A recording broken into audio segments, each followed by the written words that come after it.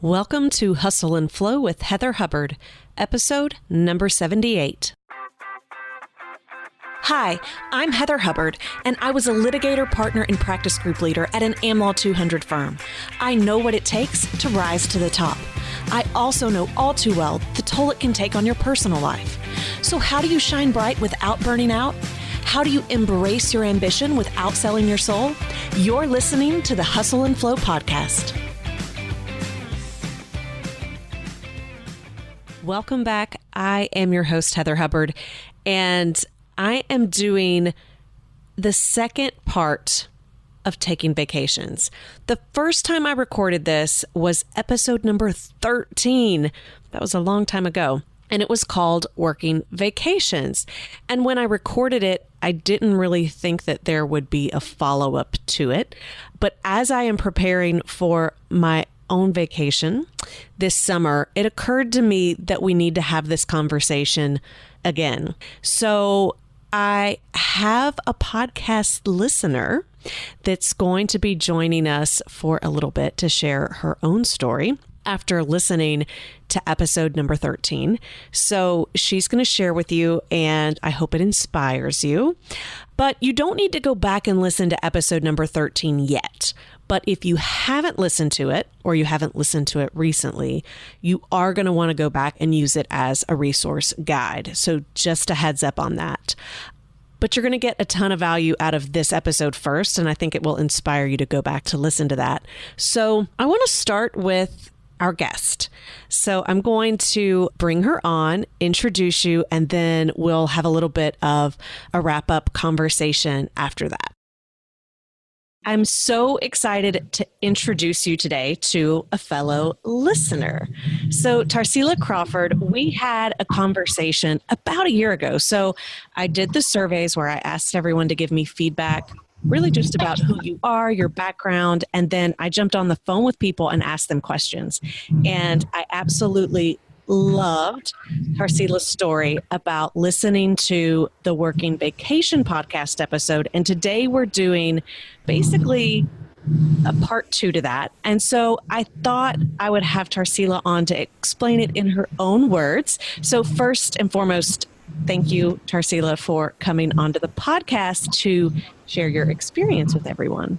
Thank you for having me. I'm just excited to chat with you and let other people know that they can take a vacation even for 2 weeks and unplug. So yes. Okay. From you. So just, if you will, share what happened about listening to the episode and then what you did. I want you to present the whole story. I don't want to take anything away from it. Okay. So it's funny how things kind of come together when you're least expecting it. I have been in practice about 10 years, and I work for a small firm and do mostly family law. And I had, at the time, my daughter was 5 years old, and I had only taken an extended leave for maternity leave, which really was not extended. It was only 4 weeks out of the office, which nobody do that. Please don't torture yourself like that. And so even when I did maternity leave, I was not disconnected from phone and email and generally checking into the office regularly. So I actually have never disconnected in my 10 years of practicing law. Last year, my mom started pestering me, as she does every single year, that it was time to go back home, and home for me is Brazil. I'm originally from there, moved to Florida when I was 3 years old, and pretty much every year since I was 3, I went to Brazil for the summer. When I went to law school, I did a study abroad in law school and went to Brazil for a summer. And then once I passed the bar, I did not go back. So 10 years of practice and 10 years away from home. And it was my grandfather's 90th birthday. There was going to be a big family reunion, people coming from all over. I have a very big family in Brazil. So we were expecting at least 100 people, maybe more, to pop in and out that weekend. They were celebrating his birthday. And I just started to think, well, can I do this? My husband had not been with me to Brazil yet, and we've been married for 10 years, and my daughter was 5 and she hadn't been. And it just felt like too much time had passed since I went home, and I wanted to introduce my family to my home. And I don't remember exactly, but I was listening to your podcast like I did every morning. And you're talking about taking 2 weeks off and not checking your email. I was like, no, she's crazy. And I think you said, okay, I know you guys think this is crazy, but just hear me out. So I'm talking to you like you can hear me as I'm listening to the podcast. And I'm saying, this is impossible. I can't just, check out for 2 weeks. And you say, yes, you can. Here's the step-by-step way you can do that. You have to plan in advance, of course. You can't just pick up and leave, but you notify your clients. You rely heavily on your staff and other attorneys in your office. You try to put out fires before they start by identifying things that need to be done in cases before you leave. And that's what I did. I wrote individually to clients that I knew had regular contact with me and would be nervous. I sent out a general letter to all the clients to notify them of the dates. I drafted petitions and motions that needed to be done. So that was in advance and set for after I got back. And at the time, I had this amazing assistant. She's no longer with the firm because she's so good. She moved on to a better opportunity. But Miss Debbie in our office took care of everything while I was gone. And of course, I work with 2 amazing attorneys, my boss, who I've been working with for 10 years, and our associate attorney. So we kind of sat down and had a meeting about what could potentially come up in each case. Now that I'm thinking about it, I think I made a list of every single client and what was the status of their case at the time, so that if somebody called opposing counsel or the court or the client, Jim, my boss, or Megan, our associate attorney, could just pick up where I left off. And we went to Brazil. I didn't have very good internet access. I had some, but I had to give myself a pep talk from the first. Do not check your email. Do not check your phone. Disconnect. And I did. And every day that passed, it was just a relief, like relief going from day to day, really enjoying each day of the vacation, reconnecting with my family, taking my daughter and my husband to places that, were very meaningful to me. And every day that passed, I felt more comfortable with being disconnected. I kind of had, if there's an emergency, Jim or Megan, you can call or email, but nobody did. Yep. It kind of humbles you to think as well, you're really not that crucial to the day-to-day operations. I mean, I have value here, but I'm not the only person who can do what I do for a short period of time. And I couldn't believe it. I walked back in on the first day and there was not like a huge pile on my desk. I did not have a bunch of messages marked urgent. The pre-planning the script you gave us, it worked. And I think that the biggest takeaway for me was listening to you give me permission to do something I already wanted to do. I just never thought I could do it. I don't know why. Nobody told me I couldn't. But hearing you give the script and follow it and saying, yes, you can. And not only can you do this, you must do this to avoid burnout. I just did it. It was so simple. It was much easier than I thought. Yay. I love it. I mean, it is such a heartwarming story for me because obviously, I want to help people, but I don't always hear how I do. And when you shared with me your story of going to Brazil, it was just, this is why I do this work. And so I was so excited to hear that you were able to have that time with your family and to be present and to go back home and introduce everyone and be there for your grandfather's 90th birthday. So thank you so much for coming on and sharing that story. I hope You're that welcome. it inspires others to do the same. I hope so too. I hope that at least attorneys considering it just sit down and think about it. Think, can it be done this year? Can it be done next year? Do I need to plan ahead? Because I had an ideal situation at work with the support that I had, and my cases were in a position where they were relatively, nothing crazy going on. But I think we just have to give ourselves permission to take care of ourselves and enjoy time outside of the office. It's not a bad thing to have a good life and enjoy your life and time with your family. Yes. Thank you, thank you, thank you. You're welcome. Thank you. So I hope you found that inspiring. I mean, it's certainly inspiring for me to hear that not only did it give her permission, but she totally took the steps and she followed them and she made it happen. So if the first time that you listened to episode 13, you're like, I don't know. Well, now you've not just heard me tell you how I did it. You've now heard how Tarsila told you how she did it. So you've got two women lawyers telling you you can do this too. So I hope that has inspired you. So with that, let's continue to have this conversation. In episode 13, I really do discuss how you prep to leave, as well as just, some general background on how we work all the time, even when we're on vacation. And so I thought with this episode, I really want to tee up the conversation more around, should we even be taking vacation to begin with? And I mentioned it a little bit in episode 13, but I didn't go in depth, and did a little research and wanted to share with you some of what I found and what I read. And it really resonated with me. And so I thought you might want to hear it too.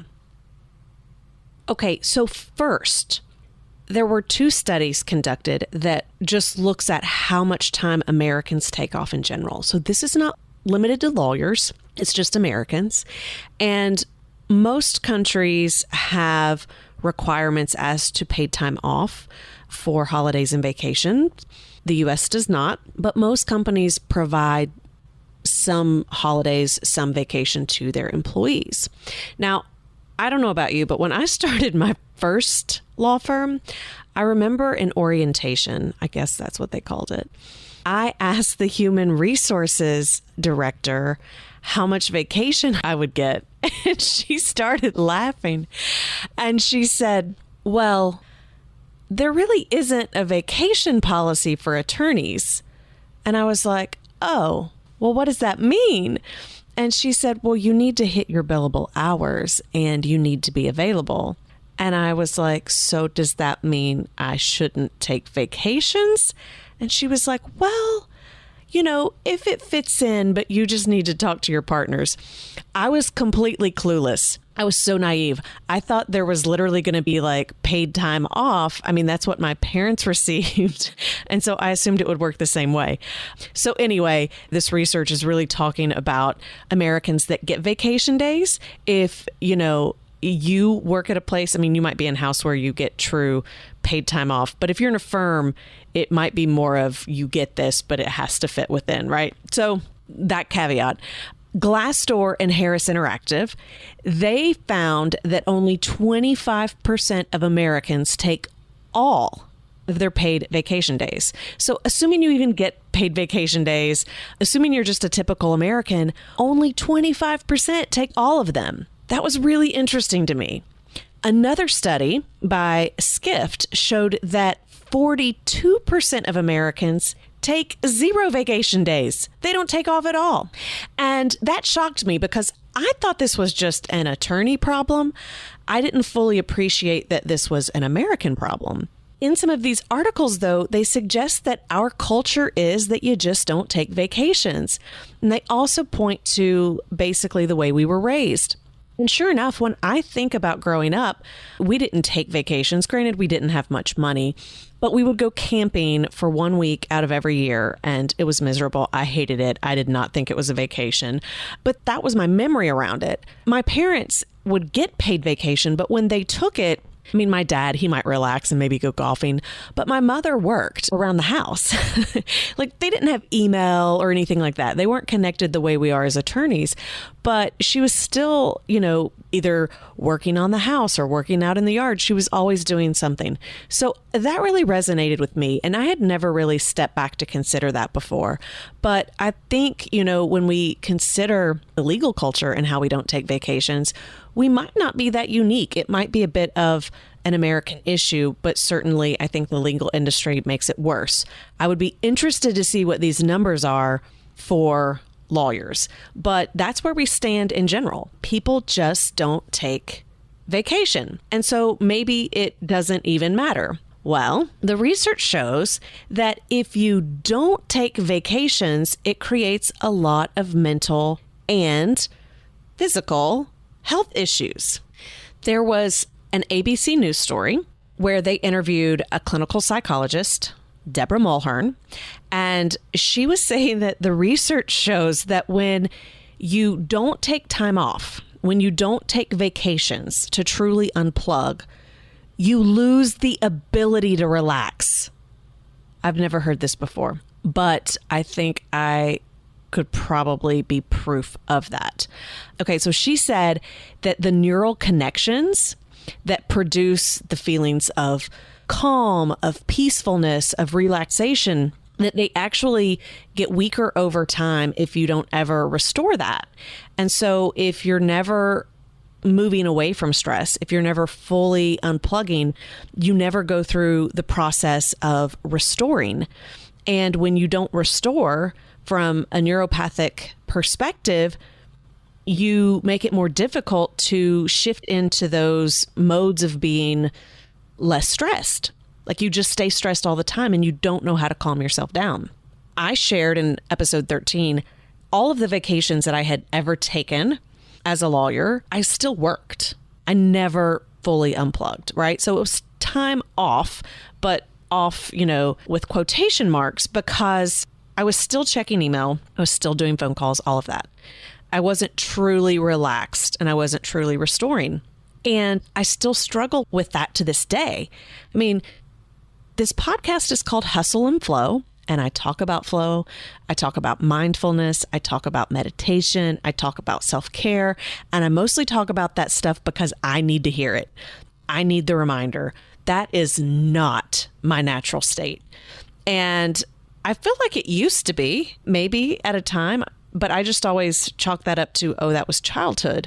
But if what this psychologist is saying is true, perhaps because I went a decade without ever fully unplugging, my neural pathways are a little screwed up. And so now it's harder for me to relax. And just this past weekend, my office is right next to my living room. And so my husband came in. It was a Saturday morning, Sunday morning. He was like, hey, what are you working on? And I was like, work. I mean, I have no hobbies. I don't really know how to relax. That is a foreign concept to me. I love working.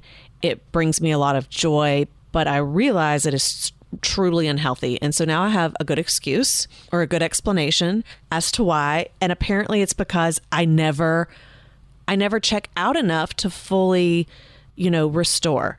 So the good news is, I know this from mindfulness, that you can retrain your neural pathways, and it can be difficult. It can take time, but it is possible. So all is not lost. We can reverse this damage by taking time off. And as I said, I'm about to take a vacation. We are headed to Banff. We are going to Canada. I'm so excited about it. It has been on my bucket list and my vision board for a few years. And so it is finally happening. We are celebrating our 20th wedding anniversary, which is crazy, but super excited about that time off. But I'm already getting stressed out about it. Totally stressed out. Again, that's part of why I decided to record this episode, because I needed to hear it. I know what it takes to take that time off, but it doesn't mean that I don't still get stressed out and anxious around the thought, because I'm worried about the business, right? I'm worried about checking out. I'm worried about everything being handled, although I know it will be. But the other part is I'm secretly worried about, can I do this? just the thought of fully unplugging makes me a little bit anxious because it doesn't really feel good to me to begin with. Now, I know from past experience, and as Tarsila was even explaining, each day gets easier and you do start to find that state of calm. And so I know I'll find it, but it really is like a detox. And I know that the first few days are going to be difficult for me. So I'm already stressing out about trying to de-stress. But here's another reason why we need to be taking these vacations. So the Journal of the American Medical Association, they published an article that was truly shocking to me. It said that men who take frequent vacations are 32% less likely to die from heart disease. I mean, guys, that's a big number. 32%? That is just shocking. So there was another study, assuming I'm saying it right, the Framingham Heart Study, and it's about women. So it was a 20-year study, and they found that women, if they took vacation once every year for 6 years or less, they were 8 times more likely to develop heart disease or have a heart attack than women who took at least 2 vacations per year. Okay, for those of us who go an entire decade without a vacation, I don't even know what that means. I mean, looking at this, I think that's going to show that the stats are higher, that we are more likely to develop heart disease or to have a heart attack or to die from a heart attack. So, this is serious stuff. We like to think that we can just push through it, that we can go, that we just don't have time to unplug, or that if we take vacation, we have to work while we're there. I mean, we're really putting our life in jeopardy by doing that. So it's not selfish to unplug. It's very important to do that. And I have to be honest, that research was a bit of a wake-up call for me. I fully understand and appreciate the emotional, mental health, the well-being aspect, but I think I'd always thought about it before just in generic terms, that it's like it's good for you, you need to do it. I don't think that I fully appreciated what it was doing to my brain and my neural pathways by not unplugging, and what it was doing to the potential of heart disease. So just FYI, I'm putting that out there. I really am preaching in this episode, but I'm preaching to myself mostly, but I suspect some of you need to hear it too. And then last, this really isn't about health at all, but I found it fascinating, so I wanted to share it. So if you are the employer, right? So maybe, you've got staff, or, you're in management at a firm, there's some information out there as to why you need to be forcing your attorneys and staff to be taking vacations. And it's not just, for mental and physical well-being. It's because you can uncover their weaknesses and their fraud. Okay, so listen to this. I didn't know this. The U.S. government encourages that banks require people, like all of their employees, to take vacations, because anyone that's involved in like some type of laundering scheme or embezzlement, it basically requires like small daily actions. And so if someone is forced to leave for at least a week at a time, you can uncover that. And when I was reading this, they also said that Frank Abagnale, which, by the way, I don't know if you guys have ever seen the movie Catch Me If You Can with Tom Hanks and Leonardo DiCaprio. I love that movie. So maybe that's why I'm sharing this. But, he's now a security consultant, and he explains that people that are involved in these schemes, part of how they do that is they never take vacations so that they can be there and be in control all the time. So they're saying that like anyone that handles your money or that handles your accounts or your contracts or anything like that, you should require them to take at least 1 week at it, like altogether vacation, because you'll be able to catch stuff. And then I was just reading in that article that they suggest that for anything. And it occurred to me, when you consider malpractice and lawyers that, right, we are known to have issues and we don't always get the help we need. if you force your attorneys to take a week off and let's say the mail is piling up or something else is, happening and they're not handling things, you're more likely to uncover it if they're truly out of the office for a week.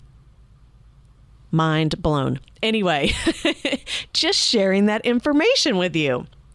Okay, so what does all this mean? Well, it means we need to take vacations, and I'm taking one. I hope you are taking one. If you don't have one planned, I want you to start thinking about how you can make that happen. And so I just want to end with saying that I have given every excuse in the book myself, and I've heard every excuse in the book. And it's typical of lawyers because we're good at arguing. We like to say that we're different and that we're special and people don't understand. So I hear a lot of stories from solos who say, well, I can't do that. I don't have staff. I don't have other attorneys. I don't have support. So when I take vacation, I still have to be available. And then on the flip side, I hear big law attorneys saying, oh, well, only solos and small firms can do that. People don't understand me. They don't understand the way big law works. Like, I could lose my job. It would be completely unacceptable for me to not be available. Everybody makes an excuse. Everybody says, I can't do that. And then you just explain why in your situation. Look, it's not comfortable or easy for any of us to do it. And we can all come up with the reason why we can't. It must be nice for someone else. But that's a story that we're telling ourselves. And it's a deadly story given the research that I just shared with you. So one way that I encourage you to look at this, I shared in episode 13 how a mentor helped me. And he was the only one saying this, right? Because most of my other mentors were not taking vacations, or when they did, they were still available. So they were teaching me that I needed to keep up the workaholic attitude. He was really the only one that really said, you've got to do this for yourself. So if you don't have that person, I'm hoping maybe I can be that for you. And so here's what I want you to do. If you're thinking, that's nice, I can't do that. I don't have that luxury. I want you to flip the script. I want you to think, if I were to do that, what would that look like? Even though I don't think it's possible, if I were to try to do that, what would that look like? What would that require? What would need to happen? So if you're a problem solver and a client comes to you and they say, here's this situation and I can't do that, you're going to find a way to try to help them. You're going to try to find a way so that they can do that, so they can win that case, so they can do that deal, whatever it is, right? Lawyers tend to be able to figure out solutions. So in this situation, I do want you to put the lawyer hat on. And I want you to think about, okay, if this isn't me, if I'm doing it for someone else, and I'm mapping out what would the possible solutions look like, how might you go about it to make it work? Do that. Think through it. And then get feedback. Get feedback. If you don't have anyone in your firm that is taking vacations where they're fully unplugging, then you can look outside your firm to organizations or others. Although my guess is you can find at least one person in your firm and then go have a conversation with them about it. Ask how they do it. Give your proposal. Say, I don't think this is possible, but if I were to do it, here's what I think it would require. What do you think? And get feedback. And then the next step is really just having the courage to have the conversation with the people it's going to impact. And really knowing that this is about your long-term career. Not taking a vacation can negatively impact you with your health as much as staying there and pushing through can allegedly, support you and make you a team player and look better. I mean, the truth is you're going to burn out and become a curmudgeon or leave the practice of law or your firm anyway. So flip the script. Just start to consider what would be required. And then I want you to go listen to episode number 13, where I walk you through tips, tricks, and steps on how to prepare so that you can leave. Okay, Anne Lamott, I'm going to leave you with this quote. Anne Lamott says, almost everything will work again if you unplug it for a few minutes, including you. I encourage you to unplug for more than a few minutes. I encourage you to unplug for at least a week. And that is what I am doing. It's not going to be easy, but I'm going to do it. And because of that, we are not going to have a podcast episode next week. I am fully taking a break. And I probably will be posting some photos on social media, but I won't be engaging or anything like that until I get back. So that's it for this week. If you listen to the podcast, you love it, I would really appreciate it if you would rate and review the podcast on iTunes. It makes a really big difference in getting it in front of other people who haven't listened to it before but might benefit. So if you need instructions on how to do that, it can be a bit quirky. We will put that in the show notes. And again, to get to the show notes, you just go to hustleandflowpodcast.com/78. All right, I'm leaving. I'm headed out on vacation, and I will see you guys in August. For show notes, downloads, and other free resources, and to keep the conversation going, head on over to hustleandflowpodcast.com. See you there.